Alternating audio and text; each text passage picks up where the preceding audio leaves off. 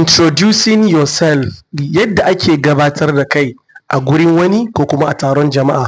Ok, kana so ka ce ni ne wane, shekaru na kaza, ni ne kaza, ni ne kaza, ni ne kaza, saboda mutane su san ka.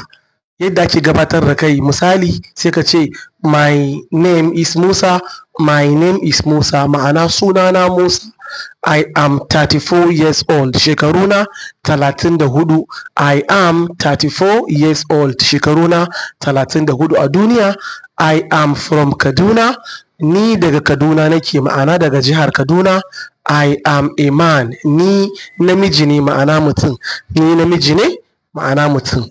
To kai kuma idan kana so ka yi naka, ta yi sunanka ba Musa bane, shekarunka ba 34 bane, kai ba daga Kaduna kake ba, ta yi ke din ma mace ce. Sai ki ce my name is, sai ki sa sunanki, ko kuma sai ka sa sunanka. I am, sai ka sa shekarunka, years old. Mun gane? I am from, ni daga, sai ka sa garinku a nan gurin. My name is, sunana shine, sai ka sa sunanka. I am, sai ka sa shekarunka, ma'ana ni shekaruna kaza ne, sai ka rubuta years old, ma'ana a duniya. I am from, ni daga, sai ka sa garinku a nan. Kuma I am a boy ko kuma girl, ni namiji ne ko kuma mace. Idan namiji ne babba mai shekaru da ɗan dama, sai ya sa man.